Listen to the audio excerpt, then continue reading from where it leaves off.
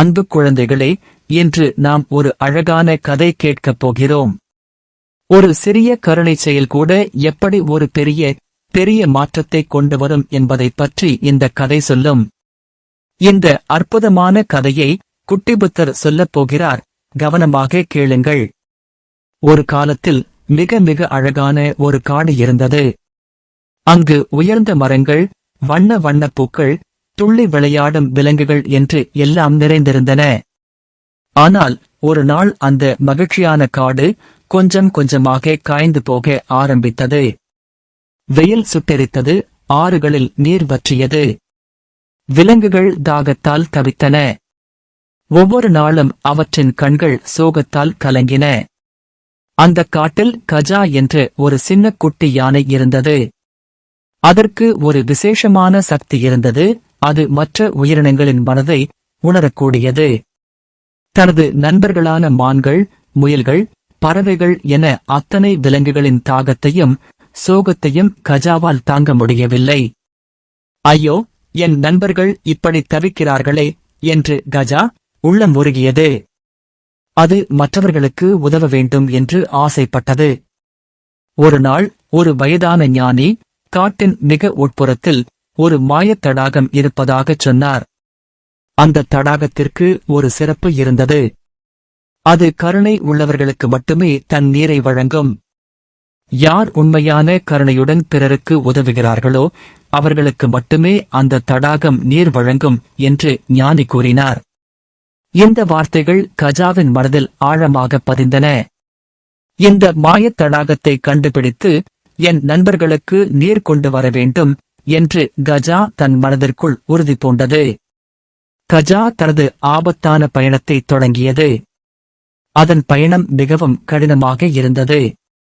வெயிலின் தாக்கம், பசியின் வலி, தாகத்தின் தவிப்பு என அத்தனையும் கஜாவை சோதித்தன. அது காட்டின் அடர்ந்த பகுதிகளுக்குள் நுழைந்தது. நீண்ட தூரம் பயணித்த கஜா ஒரு முள் புதருக்கு அருகில் வந்தது. அப்போது அங்கே ஒரு சிறிய முயல் குட்டி முள்புதரில் சிக்கிக் கொண்டு காலில் காயத்துடன் கீச் கீஸ் என்று கத்திக் கொண்டிருப்பதைக் கண்டது. கஜாவுக்கு முதலில் ஒரு யோசனை வந்தது. ஐயோ, நான் மாயத் தடாகத்தை தேடிப் போய்க் கொண்டிருக்கிறேன்.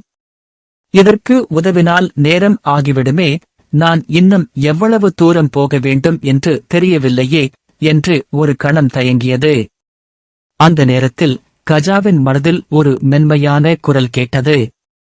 அது நம் குட்டிப்புத்தரின் குரல்தான். கஜாவே, கருணை என்பது ஒரு சிறிய விதை போன்றது. அதை நீ இப்போதே விதைத்தால் அது மிகப்பெரிய மரமாக வளரும். உன்னால் முடிந்த உதவியைச் செய்.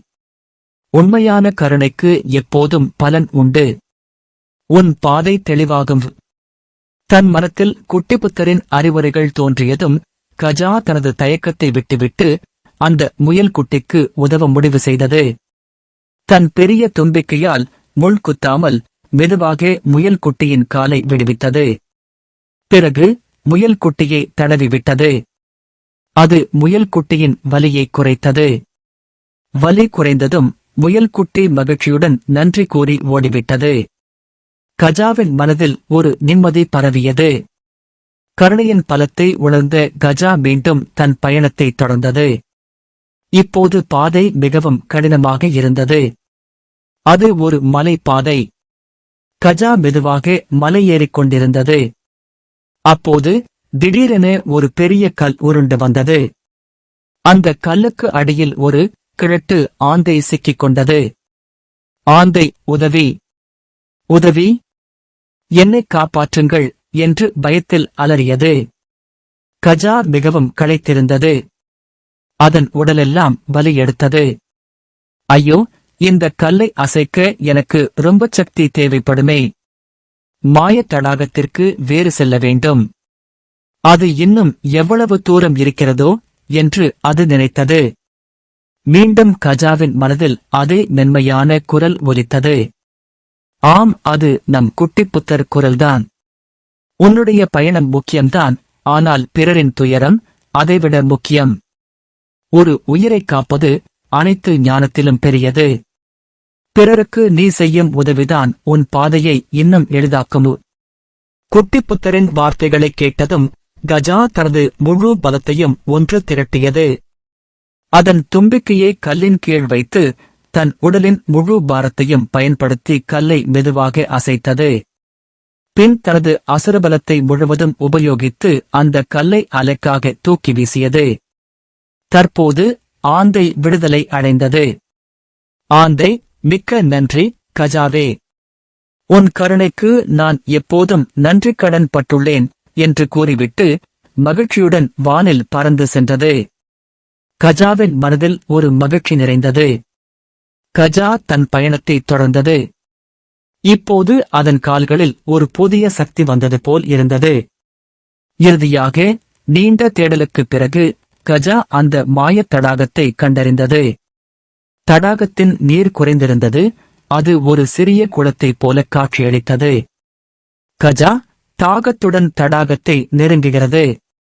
இப்போது என் தாகத்தை போக்கிக் கொள்ளலாம் என்று அது நினைத்தது. ஆனால் அப்போது அங்கு வந்த ஒரு சிறிய பறவை தாகத்தால் தவித்தது. நீரை குடிக்க முடியாமல் களைப்பில் இருந்தது. அந்த பறவையால் பறக்கவோ நடக்கவோ முடியவில்லை. கஜா ஒரு கணம் கூட யோசிக்கவில்லை. தனது தாகத்தை மறந்து தன் தும்பிக்கையால் சிறிது நீரை எடுத்து அந்த சிறிய பறவையின் அலகில் ஊற்றியது. பறவை மெல்ல மெல்ல நீரை அருந்தி புத்துயிர் பெற்றது. கஜாவின் கருணைச் செயலினால் அந்த நொடியில் ஒரு அற்புதம் நடந்தது. முன்பு அந்த ஞானி தடாகம் கருணை உள்ளவர்களுக்கு மட்டுமே தன் நீரை வழங்கும் என்று கூறியது போல தடாகத்தின் நீர் பொங்கி வழிய ஆரம்பித்தது. அது ஒரு பெரிய அழகான குளமாக மாறி நீரால் நிரம்பியது. தடாகத்திலிருந்து ஒரு தெய்வீக ஒளி பரவியது.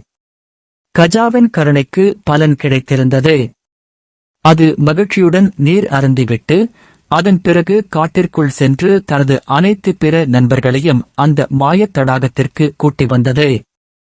இதனால் காட்டில் உள்ள மற்ற விலங்குகளின் தாகமும் தணிந்தது. காடு மீண்டும் செழிப்பாக மாறியது. வறண்ட நிலம் பச்சை போர்வை போர்த்தியது. மகிழ்ச்சி மீண்டும் எங்கும் நிறைந்திருந்தது. குட்டிப்புத்தர் தன் கதையை முடித்தார். பார்த்தீர்களா என் செல்ல குழந்தைகளே? கஜா முதலில் தன் தாகத்தை போக்காமல் சிறிய பறவைக்கு உதவியது. அதுதான் உண்மையான கருணை. நம் ஒவ்வொரு சிறு கருணைச் செயலும் ஒரு மாயத் தடாகம் போல நமக்கும் மற்றவர்களுக்கும் மகிழ்ச்சியையும் செழிப்பையும் அள்ளித்தரும். நீங்களும் எப்போதும் கருணையுடன் இருங்கள். பிறருக்கு கொடுப்பதினால் அந்த ஈகை குணத்தினால் ஒருவரது செல்வம் பல மடங்கு பெருகுகிறது. இதுதான் பிரபஞ்ச ரகசியம்.